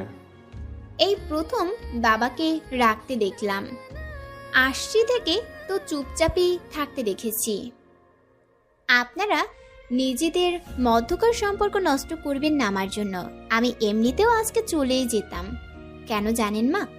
কারণ আমিও মানুষ, আর একটা মানুষ কখনোই ঘৃণা, অপমান কিংবা তিক্ত কথার জালে নিজেকে জড়াতে চাই না। ভালোবাসা না হোক, সম্মানটা তো সবারই প্রাপ্য। অনেক স্বপ্ন নিয়ে এসেছিলাম, কিন্তু সেগুলো যে দুঃস্বপ্নে পরিণত হবে একবারও ভাবিনি। আমি জানি আমি চলে যাওয়ার পরপরই হয়তো আপনারা রাহাতের আবার বিয়ে দেবেন, তাও আমার কোনো আপত্তি নেই। কারণ আমি শুধু রাহাতকে চাইনি, রাহাতের পরিবারও চেয়েছি। রাহাতের আবার যে বউ আসবে তাকে প্লিজ আমার মতো তিক্ততা উপহার দেবেন না, পারলে একটু ভালোবাসা আর সম্মান দিয়েন। একটা মেয়ে সবকিছু ছেড়ে জন্মের পর থেকে বেড়ে ওঠা আপন মানুষগুলোকে ছেড়ে নতুন পরিস্থিতি মোকাবেলা করতে আসে, কিন্তু তাকে একা ভেবে অন্যায় অত্যাচার করা শাশুড়ির জন্যই বউরা একসময় আলাদা হয়ে যায়, কিংবা সুযোগ মতো শাশুড়িকেও হাতের পুতুল বানায়। কথাগুলো বলে দ্রুত ঘরে চলে গেলাম। এভাবে আমি কখনো কাউকে বলিনি, কিন্তু এই বাড়িতে আসার পর থেকে আমি খুব খারাপ ব্যবহার করতে শিখে গেছি। আর কি বা করতাম আমি? স্বপ্ন ভাঙার কষ্ট শুধু সেই জানে যার ভাঙে, অন্য কারো বোঝা ক্ষমতা নেই। চলে যাবার জন্য আমি পুরোপুরি প্রস্তুত, শুধু ডায়েরিটা কোথাও খুঁজে পাচ্ছি না। কিন্তু বিছানাতে তো রেখেছিলাম, কই চলে যাবে? ডায়েরির তো আর হাত পা নেই। খুঁজতে খুঁজতে রাহাতের টেবিলে পেলাম, খোলা অবস্থায়, হয়তো ওই পড়েছে। একটা লেখায় চোখ আটকে গেল আমার। এই লেখা আমার খুব চেনা, এটা রাহাতের হাতের লেখা। ভালোবাসার সংজ্ঞা আমি জানি না, সংজ্ঞা হয় কিনা তাও জানি না, কিন্তু তোমাকে ছাড়া বুকের ভেতর ভীষণ শূন্যতা অনুভব হয়। তোমাকে ছাড়া চারপাশটা ভীষণ শূন্য শূন্য লাগে, চারপাশে হাজারো মানুষের ভিড়ে নিঃসঙ্গতা ছুঁয়ে যায়। তোমাকে আমি ভীষণ রকম ভালোবাসি বলবো না, কারণ যে ভালোবাসা আটকে রাখার ক্ষমতার থাকে না, তাতে অধিকার ফলাতে নেই। তোমাকে ছাড়া আমি বাঁচতে পারবো না তাও বলবো না, কারণ কেউ কাউকে ছাড়া বাঁচতে পারে না এটা মানতে পারিনি এখনো। খুব কাছের মানুষকে ছাড়াও বাঁচা যায়, কিন্তু জীবন্ত মানুষ হয়ে নয়, জীবন্ত লাশ হয়ে। ভুল বুঝো না, ভালো থেকো, আর পারলে অন্য কারো রঙে নিজেকে রাঙিয়ে নিও। আমি তো তোমাকে শুধুই বেদনার রং দিয়েছি, পারলে না হয় মুছে ফেলো। সত্যি কি ভালোবাসার রং মোছা যায়? যতই হোক তা বেদনার গাঢ় রঙে ঢাকা। আর একবার নিজেকে রাঙিয়ে নিলে আর কি সত্যিই রাঙানো যায়? জানি না আমি, কিন্তু চলে যেতে হবে রংহীনতা আমি জানি। সবার ভাগ্যে রং থাকে না, আর রঙে রাঙানোর মানুষও থাকে না। অনেক চাওয়া কখনো পাওয়া যায় না, সারা জীবন চাওয়াই রয়ে যায়। ঘর থেকে বেরিয়ে পড়লাম, চোখ ঝাপসা হয়ে আসছে বারবার। অনেক চেষ্টা করছি নিজেকে বোঝাতে যে এদের আমি আপনই ছিলাম না, আর আমি কাঁদবো না, কাঁদবো না। আমি নিজেকে নিজেই বারবার বললাম আমি দুর্বল নই, যে এইটুকু আঘাত সহ্য করতে পারবো না, যা কখনো আমার ছিলই না। তা ভেবে কেন কষ্ট পাচ্ছি আমি? কিন্তু মন তো আর কারো হুকুমের গোলাম নয় যে মালিকের কথা মতো ঠিকঠাক কাজ করবে। শাশুড়ি মাকে বললাম আমি চলে যাচ্ছি মা, ভালো থাকবেন, আর পারলে এই কয়েকটা দিন দুঃস্বপ্ন ভেবে ভুলে যাবেন, আর আমার খারাপ ব্যবহারের জন্য ক্ষমা করবেন। একটা আবদার শুধু রাখবেন মা। কি বলো? আমি রাহাতের সাথে এ বাড়িতে এসেছিলাম, আর রাহাতের সাথেই এ বাড়ি থেকে যেতে চাই। প্লিজ মা। বাবা, ভাই, ভাবি সবার চোখে ছলছল করছিল, কিন্তু আমি অপরক ওদের সবার মুখে হাসি ফোটাতে আসছি বলে বেরিয়ে পড়লাম। আর কিছু বলার বা শোনার ক্ষমতা নেই আমার, আমি হেরেই গেছি। রাহাত বাইক নিয়ে বাইরে অপেক্ষা করছে, আমি চুপচাপ বাইকে গিয়ে বসলাম। অবশ্য আমার এই কষ্টে রাহাতের কোনো হাত নেই। ও তো আমাকে বলেছিল যে আমি পারবো না, সত্যিই বলেছিল, আর মিথ্যা ছিলাম আমি। আমি ভেবেছিলাম ভালোবাসা দিয়ে পৃথিবীর সব কিছু জয় করা যায়, কিন্তু আমি কল্পনা আর স্বপ্নের ঘুরে ছিলাম। বাস্তবতা খুব কঠিন, যন্ত্রণার। কয়েকটা মাত্র দিনে কেমন সব কিছু ওলটপালট হয়ে গেছে। আজও বাইকে আমি আর রাহাত পাশাপাশি, আর সেদিনও ছিলাম, কিন্তু সেদিন আমাদের সাথে ছিল এক বুক স্বপ্ন, নতুন স্বপ্ন জয়ের প্রবল ইচ্ছা। কিন্তু আজ মন জুড়ে শুধুই বিষাদ, কষ্ট আর স্বপ্ন ভাঙার যন্ত্রণা। আমি হেরে গেছি, হেরে গেছি আমি। রাহাত, হুম। তোমার নতুন বিয়ে হলে আমাকে জানাবে না? জানিও, যেতে না পারি তবু গিফট পাঠাবো। আমার আর বিয়ে হবে না, তুমি বরং নিজেকে সাজিয়ে গুছিয়ে নিও। নেব তো। তোমার যতটুকু রং আমার কাছে আছে ততটুকু দিয়ে ঠিক সাজিয়ে নেব। থেকে গেলে হয় না? না রাহাত, তার হয় না। সব চাওয়া পূরণ হয় না, অপূর্ণও রয়ে যায়। ভালো থেকো। তুমি ভালো থাকবে? কেন থাকবো না রাহাত, খুব ভালো থাকবো। পারলে আমায় ভুলে যেও। তুমি পারবে? হয়তো কখনোই না।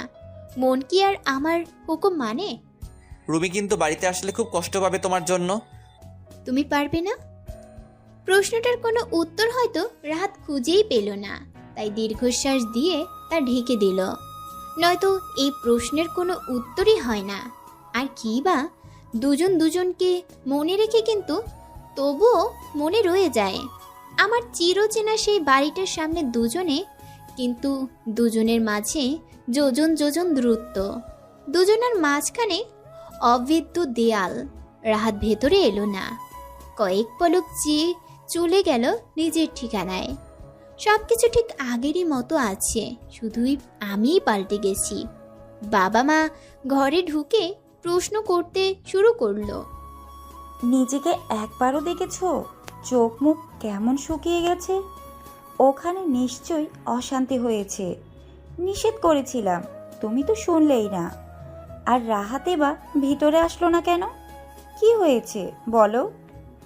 এখন আমাকে একা থাকতে দাও প্লিজ, পরে সব বলবো। বাবা মা আর প্রশ্ন করেনি। যত সময় পেরিয়ে যাচ্ছে ততই ব্যথার পাহাড় যেন আমার মাথার উপর চেপে বসতে চাইছে।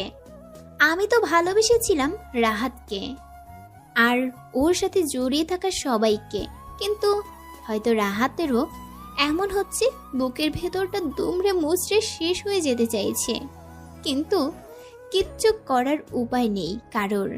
দেখতে দেখতে 5 দিন কেটে গেল। রাহাত হয়তো এর মধ্যে অনেকবার ফোন করেছে আমাকে, কিন্তু ফোন বন্ধ ছিল বলেই কথা হয়নি। যত সময় যাচ্ছে ততই নিজের কষ্টগুলো নিজেকেই উপহাস করছে। হয়তো আমাদের সম্পর্কটার এখানেই ইতি। সারা জীবন বুকের ভেতরের এই ক্ষতটা যত্নেই থাকবে। ভালোবাসার রঙে রাঙানো মানুষগুলো বুকের ভেতরে ঠিক ততই যত্নে থাকবে। সত্যি হয়তো আর পারবো না বুকের ভেতরে সেই মানুষটাকে। সত্যি হয়তো সংসার, স্বামী আর শ্বশুরবাড়ি সবার কপালে থাকে না, আমার কপালেও নেই। মাত্র কয়েকটা দিনের ব্যবধানেই আমি ওদের ভুলতে পারছি না ওদের মুখগুলো। মনে হয় যেন ওরা আমার খুব কাছের। আর রাহাতও তো একটা ভিতুর ডিম, আমাকে ছাড়া এক মুহূর্ত কাটাতে পারে না। কি জানি এই কয়েকটা দিনে রাহাত হয়তো মায়ের জেদের কাছে হেরে গিয়ে নতুন বউ ঘরে তুলেছে। হয়তো বউটা দেখতে বেশ সুন্দরী, আমার চেয়ে অনেক অনেক গুণ বেশি। মায়ের পছন্দ বলে কথা, আমার মতো নকল সোনা নিয়ে আসবে না নিশ্চয়ই। আসল সোনাই ঘরে তুলেছে। হয়তো রাহাত এখনো নতুন বউকে মেনে নেয়নি, কিংবা একবার চোখ মেলে দেখেও নি। হয়তো বলেও দিয়েছে ও আমাকে ভালোবাসে, আমাকে ছাড়া অন্য কাউকে মনের সিংহাসনের রানী করতে পারবে না। কি জানি, হয়তো আমি সবই ভুল ভাবছি। নতুন মেয়েটাকেই মনের সিংহাসনে রানী করেছে আর আমাকে দাসী ভেবে ছুঁড়ে ফেলেছে। না, আমি আর ভাবতে পারছি না। ভাবনাতে স্বপ্নতে কেন সব সময় খারাপটাই ভেসে আসে। আমার কেন যেন মনে হয় রাহাত ফিরবে, জানালায় এসে ডাকবে, কিন্তু আমার আসতে দেরি দেখে অভিমানে ফিরে যাবে। কিন্তু আমি রাহাতকে অভিমান করে আর জিততে দেব না, বরং ওকে চমকে দিয়ে আমিই জিতে যাব। কেন জানে রুমি বাড়ি ফিরে কি অশান্তিটাই না করেছে। হয়তো কেঁদেছে, কিংবা রাহাতকে ভীষণ বকেছে, কারণ মাকে কিছু বলার মতো সাহস রুমিরও নেই। ধীরে ধীরে কেমন যেন বুকের ভেতরটার ব্যথাটা বাড়ছে। প্রথম প্রথম কষ্ট কম হতো, মনকে বুঝিয়ে শাসিয়ে কিংবা সম্পর্কের নানা ব্যাখ্যা শুনিয়ে চুপ করে রাখতাম। কিন্তু মন এখন আর আমার কথা শোনে না, বরং আমার কথাগুলোর বিরুদ্ধে মাথাচাড়া দিয়ে ওঠে। কোনো কারণ ছাড়াই আজকাল কান্না পায়। মনের ভেতর বিষাদের হওয়া সবসময় কি যেন হারানোর গল্প বলে যায়। মানুষ নিজের সাথে একাকী কথা বলতে পারে বলেই হয়তো বুকের উপর ব্যথা, কষ্ট আর যন্ত্রণার পাহাড় নিয়েও বেঁচে থাকে। একাকী নিজের সাথে কথা বলা মানুষগুলোকে দেখলে আমার হাসি পেত, কারণে অকারণেই। অথচ আজ আমি নিজের সাথে কথা বলি একাকী। আয়নায় নিজেকে প্রশ্নে প্রশ্নে ক্ষতবিক্ষত করে ফেলি। আবার কখনো কখনো রাহাতকে প্রশ্নের পর প্রশ্নে জর্জরিত করি আপন মনেই। কখনো কখনো অভিমান আর কান্নার রঙে রাহাতকে রাঙিয়ে দেই। রাহাত হয়তো আমার চেয়েও বেশি কষ্ট পাচ্ছে। ছেলেটা কষ্টের কথা কাউকে বলতে পারে না, বুকের মধ্যে খুব যত্নে তুলে রাখে। সবার চোখ ফাঁকি দিতে পারলেও আমার চোখ ফাঁকি দিতে পারে না রাহাত। আমি যে ওর চোখের ভাষা ভীষণ রকম বুঝি। ওর অভিমান, ওর কষ্ট কিংবা না বলা হাহাকার খুব সহজেই ধরতে পারি। আমার জানালা দিয়ে দেখতে পাওয়া আকাশটা কালো মেঘে ঢাকা। দেখতে দেখতে বৃষ্টিও নামলো। বৃষ্টির গায়ে রাহাতকে চিঠি লিখতে ভীষণ ইচ্ছে করছে, কিন্তু এ নিছক পাগলামি ছাড়া কিছু নয়। বৃষ্টিতে ভিজলে নাকি চোখের পানি লুকানো যায়, কোথায় যেন শুনেছিলাম। আজ মনের সুখে অনেক অনেক ভিজবো। খোলা আকাশের দিকে পা বাড়ালাম। বাবা মা নিষেধ করেছে, কিন্তু আমি বরাবরই তাদের অবাধ্য সন্তান। আজ বাধ্য হব এটা ভাবাও ঠিক নয় নিশ্চয়ই। বৃষ্টিতে ভেজার কথা শুনলে রাহাত ভীষণ কথা শোনাতো। বলতো জ্বর আসবে, মাথা ব্যথা করবে, আর সবচেয়ে বড় কথা শুয়ে থাকতে হবে সব সময়। তখন কিন্তু আমায় কিছু বলতে আসবে না। আর হ্যাঁ, জ্বর আসলেই ইনজেকশনও দিতে হবে, মনে রেখো। ইনজেকশনে আমার ছোটবেলা থেকেই ভয়, কিন্তু আজ রাহাত নেই, আর রাহাতের শাসনও নেই। আজ বৃষ্টিতে ভেজায় কোনো বাধা নেই। বৃষ্টির গায়ে রাহাতের নামে চিঠি লিখতে খুব ইচ্ছে করছে। চিৎকার করে বলতে ইচ্ছা করছে, ভালোবাসা যদি সত্যি হয় তবে তুমি আমার, আর ভালোবাসা যদি মিথ্যে হয় তবুও তুমি আমার। কারণ সবকিছু মিথ্যে হলে মনটা মিথ্যে নয়, সেখানে শুধুই তোমারই নাম লেখা। I love you Rahat, I miss you. আমি পারলে রাহাতের কাছে থেকে যেতে পারতাম, তার জন্য হয়তো আমাদের আলাদা থাকতে হতো, আর আমি নিশ্চিত বাবাও অনুমতি দিত। কিন্তু আমার কি অধিকার আছে এক মায়ের থেকে তার সন্তানকে ছিনিয়ে নেওয়ার? আমার সাথে রাহাতের পরিচয় মাত্র কয়েক দিনের, অথচ এই পৃথিবীতে আসার আগে থেকেই রাহাতকে মা খুব যত্নে আগলে রেখেছে। সমস্ত বিপদ আপদে পাশে দাঁড়িয়েছে। আমার কি উচিত এই দুদিনের সম্পর্কের জন্য জন্মের পূর্বের সম্পর্কটা ভেঙে চুরমার করা? নিশ্চয় না। দেখতে দেখতে বৃষ্টি থেমে গেছে। কতক্ষণ ভিজেছি কে জানে। আমার জীবনের প্রতিটা মুহূর্তের হিসেব রাখার মতো আজ আর কেউ নেই। জীবনের প্রতিটা গল্পের প্রথম বা শেষ অক্ষরে আজ আর কেউ নেই। বিকেল থেকে গায়ে একটু গরম গরম লাগছে, জ্বর জ্বর অনুভব হচ্ছে কেমন যেন। রাত বাড়ার সাথে সাথে জ্বরের মাত্রাও বাড়তে লাগলো। মা নানাভাবে চেষ্টা করছে জ্বর কমানোর, কিন্তু না, কমার কোনো সম্ভাবনাই দেখা যাচ্ছে না। আমি ডাক্তার দেখাবো না বলে ছোট বাচ্চার মতো বায়না শুরু করেছি। ডাক্তার যদি ইনজেকশন দেয় তাহলে আমি হয়তো মরেই যাব। বাবা কি করবে বুঝতে পারলো না, কিন্তু আমার জেদ সত্ত্বেও ডাক্তার আনার সাহস হলো না। মা বলল রাতটা কাটুক, সকালে না হয় ডাক্তার ডাকা হবে। বাবা ফোনটা অন করে দিয়ে গেল। রাতে কোনো সমস্যা হলে আমি যেন ফোন দেই, এই কথাটা বারবার বলে গেল। ও বাড়ি থেকে আসার পর ফোনটা হাতেই নেইনি। ইচ্ছে করে নেইনি তা না, খুব ইচ্ছে করেছে ওদের ফোন দিতে, রাহাতকে ফোন দিতে, কিন্তু না, ফোনের দিকে চেয়ে থেকে আবার সামলে নিয়েছি নিজেকে। এ কয়দিনে ফোনে অনেক মেসেজ জমা হয়ে গেছে, তার প্রায় সব কয়টাই রাহাতের। এ কয়েকদিনে কেমন করে কেটেছে ওর কে জানে। বেহুদুরামটা প্রচণ্ড ভালোবাসে আমাকে। মেসেজ দেখলাম কিন্তু রিপ্লাই করতে মন সায় দিল না। কয়েক মুহূর্ত পর ফোনটা বেজে উঠল। ফোনে রাহাতের ছবি ভেসে উঠল। ফোন বাজতে বাজতে কেটে গেল। আবার ফোন দিল রাহাত। আমি জানি ফোন না ধরলে ও বারবার ফোন দেবে যতক্ষণ না রিসিভ হবে। অনেকবার বুঝিয়েছি কিন্তু ও ওটা ছাড়েনি। অজ্ঞতা ফোনটা রিসিভ করলাম। হ্যালো। কতবার ফোন দিয়েছি ধারণা আছে তোমার? মেসেজে রিপ্লাই করতে তো পারতে। আমাকে ঠিক কতটা কষ্ট দিতে চেয়েছিলে বলবে কি প্লিজ? হুম। কি কথা বলতে পারো না নাকি আমার সাথে কথা বলতে ইচ্ছেই করে না? আমি তো ভাবলাম তোমার বিয়ে হয়ে গেছে। হ্যাঁ হয়ে গেছেই তো, জেদি বদমেজাজি আর ঝগড়ুটে মেয়েটার সাথে।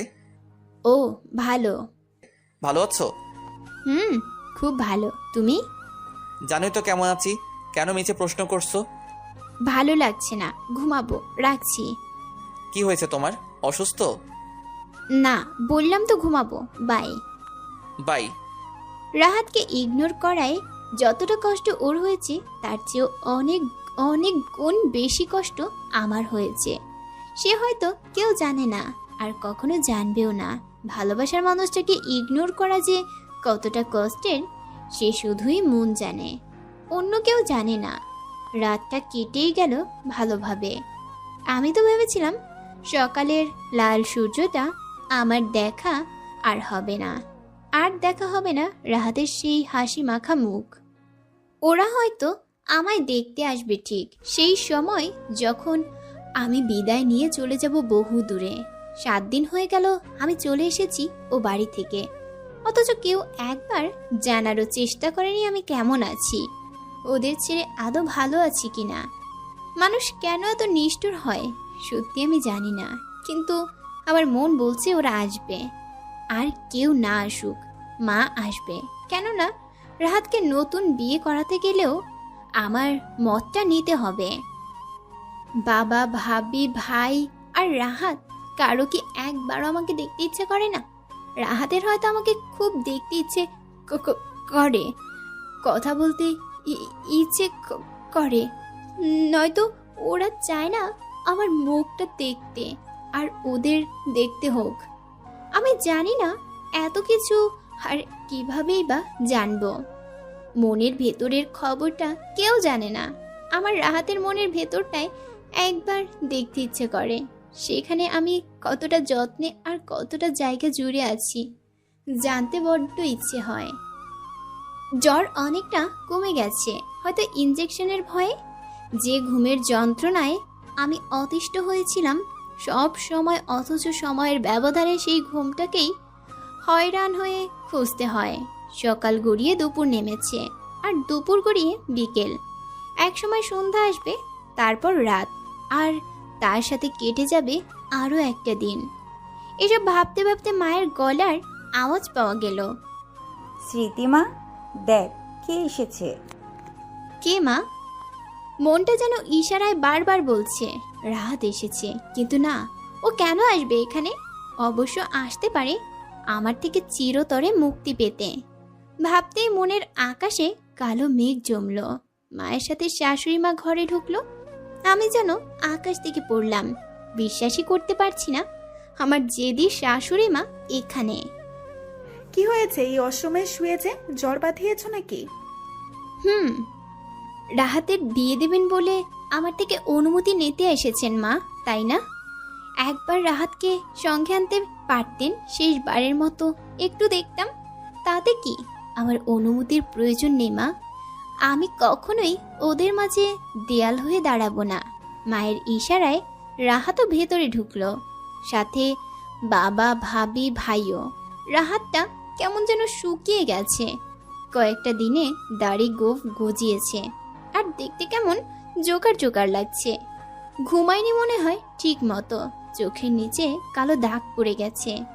বাবাও কেমন একটু শুকিয়ে গেছে নাকি এ আমার চোখের ভুল। বাবা শুকনো মুখে বললেন, জ্বর বাঁধিয়ে বেশ বিছানায় শুয়ে আছিস। আমরা কত কিছু ভেবে আসলাম, তার জ্বর কি করে এলো মা? বৃষ্টিতে ভিজে। রাহাত কিছু বলল না, শুধু আমার দিকে চোখ পাকালো। তাতে আমার কি, ও এখন আমার স্বামী বটে, কিন্তু কিছুক্ষণ পরেই আর থাকবে না। মা সবার সাথে সুর মিলিয়ে বলল, ও কি শোনে আমাদের কোনো কথা? কত বারণ করলাম ভিজো না বৃষ্টিতে, কিন্তু কানেই তুলল না। এবার সালিশি হয়েছে মা, থামো। তোমার মা থামলেও শাশুড়ি মা কিন্তু থামবে না। আমি যে কাজে এসেছি সে কাজ না করে একদম ফিরছি না। জ্বরটা তো ভালো করতে হবে না কি? এত আদর ভালোবাসা সব ওই একটা জিনিসের জন্যই। মানুষ কেমন নিজের স্বার্থের জন্য নিজেকে পাল্টে ফেলে, ভাবতেই অবাক লাগে। কিন্তু তাই বলে রাহাতও চায় আমার থেকে মুক্তি, কিন্তু আমি তো ওর মধ্যে কোনো যন্ত্রণা, ব্যথা, কষ্ট কিংবা হারানোর ভয় অনুভব করছি না। তাহলে কি ও নিজেও এটাই চায়? ওর চোখে আমি যা পড়তাম সবই কি তবে অভিনয়, ছলনা? শাশুড়িমা শান্ত গলায় বললেন, আমি তোমাদের বিয়েটা কেন মানতে পারিনি জানো? আমার মনে হয়েছিল তুমি আমার থেকে আমার ছেলেকে, আমার এতদিনের সাজানো পরিবারটাকে কেড়ে নিতে এসেছো। আমার দেখা চারপাশের সব শাশুড়ির মতো আমাকেও অচল পয়সা করে রেখে দেবে, তাই আমি তোমাকে সহ্য করতে পারিনি। আমি জানি মা, শাশুড়িমাকে এতটা শান্ত গলায় এর আগে কখনো কথা বলতে শুনিনি। কথা বলতে বলতে ওনার গলাটা ধরে আসছিল, আমি বুঝতে পারছি। আমি তোমার কথা না শুনে রুমির সাথে অন্যায় করেছি। আমার তো মনে হচ্ছিল তুমি আমার ছেলে আর পরিবারের সাথে সাথে রুমিকেও কেড়ে নিচ্ছ। আমি চেয়েছিলাম রুমির বিয়ে হোক, কিন্তু ওর কান্না ছড়া সংসার হোক, আমি এটা চাইনি। বিশ্বাস করো, আমি চাইনি। তুমি যখন বারবার বলেছিলে ভালো করে জানতে, তখন আমি নিজের অধিকার ফলাতে গিয়ে মেয়েটাকে বলি দিলাম। মা, কি হয়েছে রুমির? তুমি বলেছিলে ছেলেটার খোঁজ নিতে, কিন্তু আমি নিতে দেইনি। আর এটাই আমার কাল হলো। কি হয়েছে সেটা তো বলবেন। ছেলেটার জন্য একটা মেয়ের সাথে রুমিকে বলেছি এসব মেনে নিয়ে থাকতে হবে, নইলে যেন চলে যায়। আমিও বলেছি রুমিকে চলে আসতে, কিন্তু আমার মেয়েটা আসবে না। বলেছে সত্যিকারের বিয়ে একটা মানুষের জীবনে একবারই হয়। আমি না হয় এইসব কিছুর ভাগ্যের পরিহাস ভেবেই মেনে নিলাম। আগেই বলেছিলাম মা, এটা আপনাদের সময় না। হ্যাঁ মা, সব ভুল আমার। এই ভুলের কোনো ক্ষমা নেই, না তোমার কাছে আছে আর না আমার কাছে। একটা মেয়ের স্বপ্ন ভেঙে গেলে কতটা কষ্ট হয় আমি বুঝতে পেরেছি।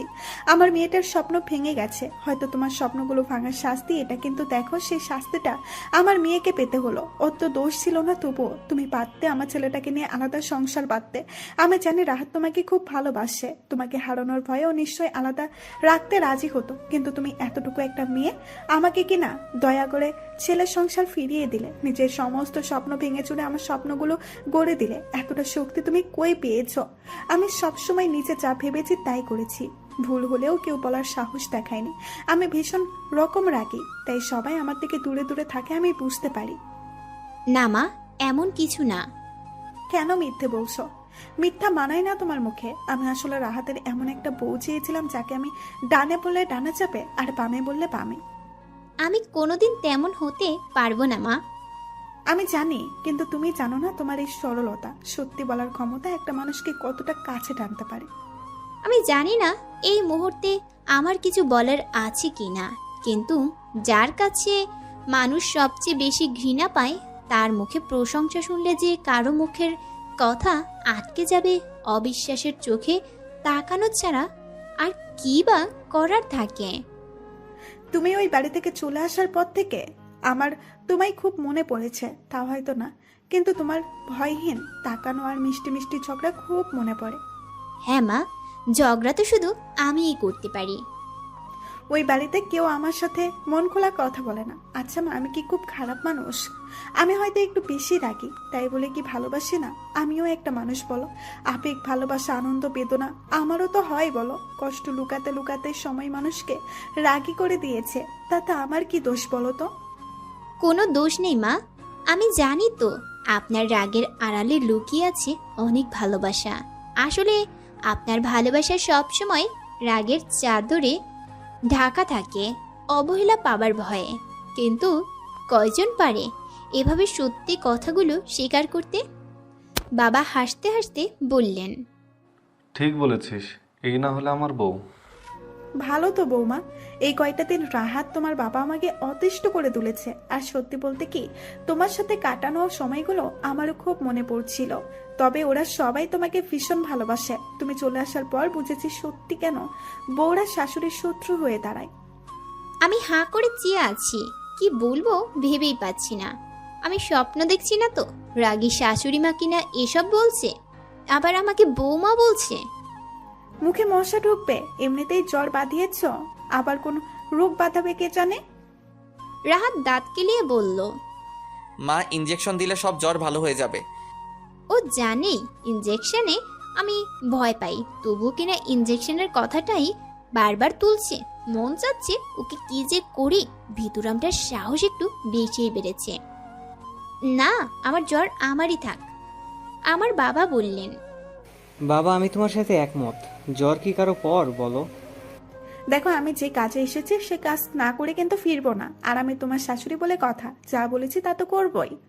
ও সব কিছু তাহলে ওই কাজটার জন্যই? একটা ছোট্ট কাজ করবে বলে সবাই কি অভিনয়টাই না করছে? কি ভাবছে ওরা আমি রাহাতকে ছাড়বো না? যদি ধরে রাখার হতো তাহলে সেদিনই ছাড়তাম না। হ্যাঁ মা, বলেন না কি করতে হবে? আগে বলো, ঝগড়া করবে তো আমার সাথে? যেখানে থাকার প্রশ্ন আসে না সেখানে ঝগড়ার প্রশ্ন কোথা থেকে আসে মা? শাশুড়ি মার কিছু বলার মতো পেল না হয়তো। আমি বুঝতেই পারছি না কি হচ্ছে আমার সাথে। কি চায় ওরা, মুক্তি না শাস্তি? মা বাবা, আমার শ্বশুর শাশুড়ি, ভাই ভাবিকে নিয়ে অন্য ঘরে গেল, কিন্তু রাহাত কেন যেন বসেই আছে। কে থাকতে বলেছে আমার কাছে? আমার চাই না কাউকে। কি সুন্দর জ্বর বাঁধিয়ে বসে আছো। তাতে তোমার কি? বারে, আমার বউ জ্বর বাঁধিয়ে বসে আছে আর আমার কিচ্ছু না? সাহসটা খুব বেড়েছে তাই না? বউ ঢং। ঠং কি? তুমি তো আমার বউই। যাবে তুমি এখান থেকে? তুমিও মায়ের মতোই হবে তাই না? আমার ছেলের বউকে জ্বালিয়ে মারবে। চুপ করবে তুমি?